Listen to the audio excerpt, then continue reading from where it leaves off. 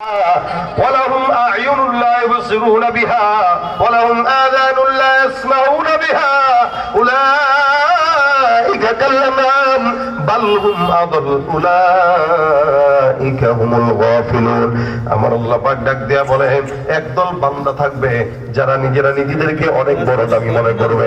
আমি আল্লাহ পাক তাদের জন্য বলছি এদের অন্তর আছে কিন্তু বুঝে না, এদের কর্ণ আছে শুনে না, এদের চক্ষু আছে দেখে না। আল্লাহ পাক ডাক দিয়া বলেন কলব আছে কিন্তু অনুধাবন করে না, যার কারণে ঘুষের টাকা খাওয়ার পরও সেটাতে হাদিয়া মনে করে খায়, অনুভূতিতে লাগে না। সুদের টাকা খায়, এটারে ইন্টারেস্ট মনে করে খায়, মুনাফা নাম দিয়া খায়। আল্লাহ বলেন না কুলুব, তাদের অন্তর আছে কিন্তু বুঝে না, অন্তর দিয়ে চিন্তাও করে না, অনুধাবন করে না, গুনাহের কাজ করার পরেও টেনশনও করে না, গুনাহ করে আবার কয় আমার গুনাহ নাই, যার কারণে আল্লাহর কাছে চাই না। দেখেন না আপনারা, এক বেঈমান বলতেছে আমার জিন্দেগিতে কোনো গুনাহ নাই, যার কারণে আল্লাহর কাছে ক্ষমা চাই না। নাউযুবিল্লাহ। কত বড় শয়তান! শয়তানও তাকে দেখলে কয় আল্লাহ আমার দরকার ছিল না, সে থাকলেই তো হয়ে যাইতো। কি ঠিক না? যে ব্যক্তি এই কথা বলে যে আমি আমার জিন্দেগিতে কোনো গুনাহ করি নাই, ওর মতো শয়তান আর কেউ আছে?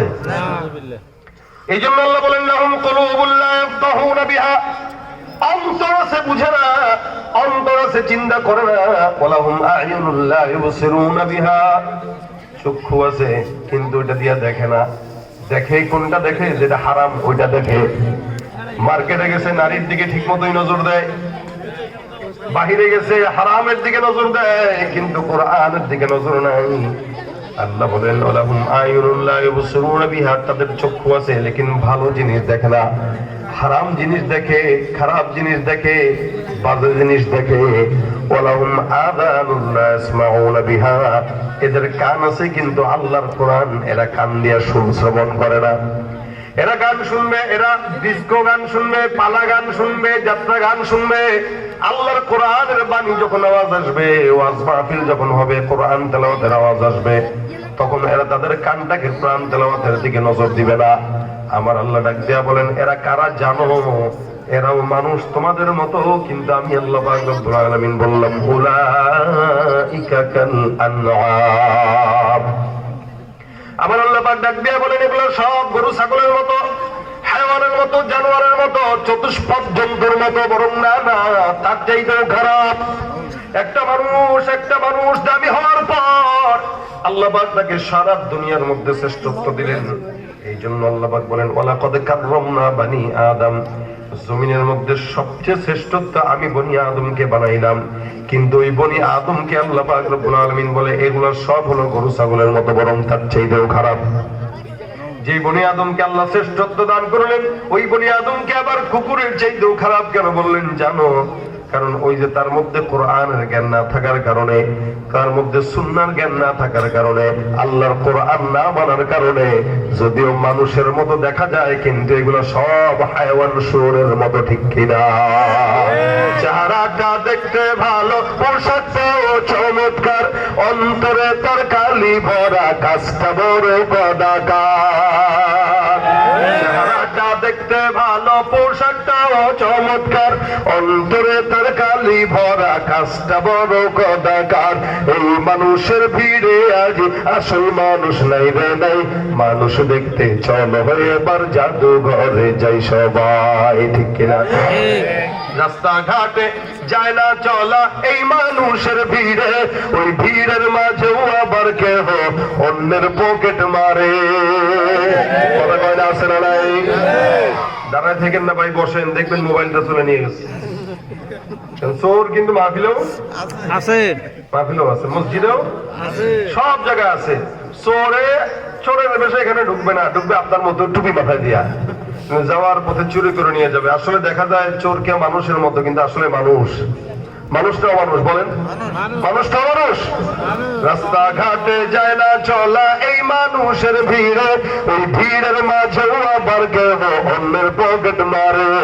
তাকেও যদি মানুষ বলো আমার বলার কিছুই নাই, তাকেও যদি মানুষ বলো আমার বলার কিছুই নাই। মানুষ দেখতে চলো এবার জাদুঘরে যাই সবাই, ঠিক কিনা? চেহারা সুন্দর, অনেক দামি, ক্ষমতা অনেক আছে তাই বলে কি মানুষ?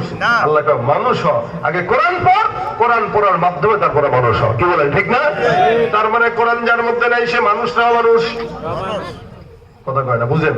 কোরআন যার মধ্যে নাই সে মানুষ না অমানুষ। নবী বলেন যার মধ্যে কোরআনের জ্ঞান না থাকবে তার মতো ফকির মিসকিন কুলাঙ্গার জমিনে কেউ নাই। আপনারা হয়তো মাদ্রাসার ছোট্ট একটা বাচ্চাকে দেখলে আপনার কাছে কোনো গায়ে নাও লাগতে পারে, ছোট্ট গোলাপান মাদ্রাসার গোলাপান এগুলো ইতিম মিসকিন ফকির, এটা আপনার কাছে আমার কাছে মনে হতে পারে।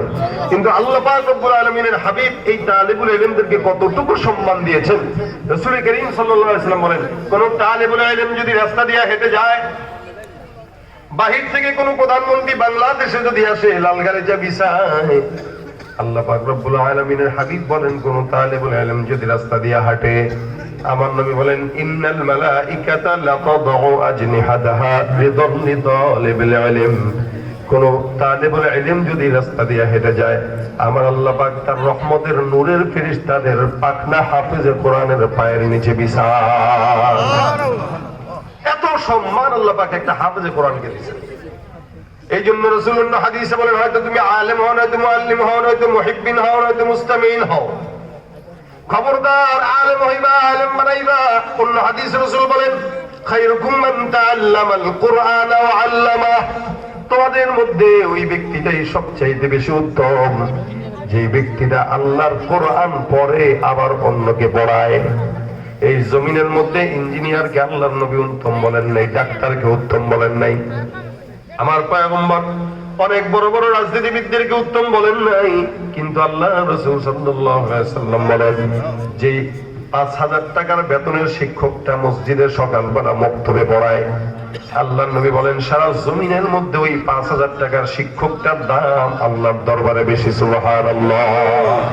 কিন্তু আমাদের দেশের সবচেয়ে অবহেলিত ওই শিক্ষকটা, কি বলেন?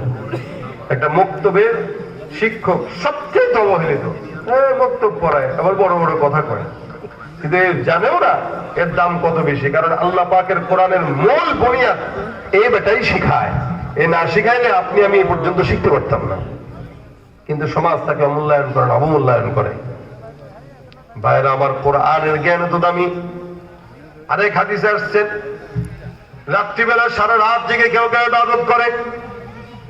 আপনি বাসায় যায় রাত্রিবেলা ইবাদত করবেন, ফজর পর্যন্ত ইবাদত, কোরআন তেলাওয়াত করবেন, জিকির আজকার করবেন, তাহাজ্জুদের নামাজ পড়বেন। আরেক বান্দা 10 মিনিটের জন্য এক জায়গায় বসলো কোরআনের মজমায়, কোরআনের মজমার জন্য, কোরআনের বাণীর জন্য একটা জায়গায় বসে 2-4 জন মিলে ইমানের কিছু মুযাকারা, কোরআনের কিছু মুযাকারা করে। হাদিসে আসছে সারা রাত একটা বান্দা জেগে জেগে নফল ইবাদত করলো, আর আরেকটা বান্দা 5 মিনিট কোরআনের মুযাকারা করলো। আমার আল্লাহর দরবারে সারা রাত জেগে নফল ইবাদতের চাইতে 2-4 মিনিটের ইমানের মুযাকারা, কোরআনের মুযাকারার দাম বেশি। তাদারুসুল ইলমি সাআতাম মিনাল লাইলি খায়রুম মিন ইহইয়াহা। ইলমের দরস দেওয়া, ইলমের কিছু কথা বলা, কোরআনের কিছু শিখানো, কোরআন থেকে কিছু শিখা, এই টাইপের মজলিস আল্লাহর দরবারে সারা রাত জেগে নফল ইবাদতের চাইতে অনেক উত্তম। তার মানে এই মাদ্রাসার বাচ্চারা যারা শিখে 24টা ঘন্টা কোরআন শিখে, আপনি রাত্রিবেলা ফজর পর্যন্ত, সকাল 8টা পর্যন্ত, সকাল 10টা পর্যন্ত ঘুমান। একদিন মাদ্রাসায় এসে দেখবেন রাত 3টার দিকে 4টার দিকে আপনার ছোট্ট বাচ্চাটা তাহাজ্জুদের নামাজের জন্য জেগে দাঁড়ায় গেছে। একটু এসে দেখেন, আমরা বাবারা ঘুমাই, আমাদের বাচ্চারা ঘুমায় না। বাচ্চারা আমার জন্য দোয়া করে, এটা হলো মাদ্রাসার দ্বীনের ফয়েজ, বরকত। শুধু তাই না, নবী করিম সাল্লাল্লাহু আলাইহি ওয়াসাল্লামের সঙ্গে রওজার সঙ্গে মাদ্রাসার একটা সম্পর্ক আছে। কারণ এই মাদ্রাসায় ক্বালা ক্বালা রাসূলুল্লাহ পড়ানো হয়। আল্লাহর নবী ডাক দেয়া বলেন এই কারণে তোমরা আলেম হও, মুআল্লিম হও, নয়তো আলেমদের থেকে কোরআনের কথা শোনো, নয়তো মুহিব্বিন হও, ভালোবাসবা। কারণ আল্লাহর দরবারে বলতে পারবা ওয়াহিব্বুস সালিহিন ওয়া লাস্তু মিনহুম লাআল্লাল্লাহা ইয়ারযুকুনি সালাহা। আল্লাহ আমাকে তুমি সালেহিনদের সঙ্গে জান্নাত দিয়া দাও, কারণ আমি দুনিয়ার জমিনে আলেম হতে পারি নাই। আলেম না হতে পারলেও আলেমদের সঙ্গে থাকলাম, আলেমদের সঙ্গে উঠা বসা করছি। আজকে এলাকার মধ্যে হাজারো মানুষ আছেন, একটা মানুষ যদি একদিন মাদ্রাসায় আসেন, একটা ছাত্রের সঙ্গে সম্পর্ক ভালো করেন। আপনার 5টা সন্তানের মধ্যে 5 জনকে আপনি ডাক্তার ইঞ্জিনিয়ার বানাইলেন, একজনকেও আলেম বানান নাই। জানাজার নামাজ দেওয়ার মতো একজন সন্তানও আপনার নাই। আপনার মাথার মধ্যে হঠাৎ করে আসলো, আল্লাহ আমি আমার 5টা সন্তানকেই দুনিয়াবি শিক্ষা অর্জন করাইলাম, একটা সন্তান নেওয়া আলেম বানাইতে পারি নাই। দিলটার মধ্যে বড় সাপ জাগছে। ওই এলাকায় একটা এতিম বাচ্চা পড়ে, এই বাচ্চাটার সারা জিন্দেগির পড়ালেখার যত খরচ আছে আমি তার বাবা হিসেবে তার খরচটা আমি নিয়ে নিলাম। আল্লাহর কসম, এই হাফেজ কোরআন যখন কিয়ামতের ময়দানে জান্নাতে যাবে, আপনাকে পিছে নিয়ে সঙ্গে নিয়ে তারপরে আল্লাহর জান্নাতে ঢুকবে। বিশ্বাস হয়? হ্যাঁ ঠিক। একজন হাফেজ কোরআন 10 জনকে জান্নাতে নিয়ে যেতে পারবে। কয়জনকে? 10 জন। এমন এমন লোকদেরকে জান্নাতে নিবে যাদের উপরে জাহান্নাম ওয়াজিব। এমন এমন লোকজনকে জান্নাতে নিবে যাদের জন্য জাহান্নাম ওয়াজিব।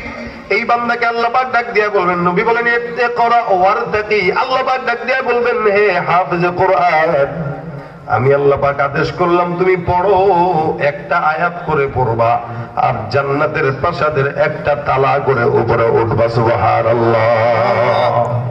আপনার বাচ্চা 7 বছরে হাফেজ হয়েছে, এই 7 বছরের বাচ্চা একতলা করে করে 6600 তালার উপরে জান্নাতের প্রাসাদ পাবে ইনশাআল্লাহ।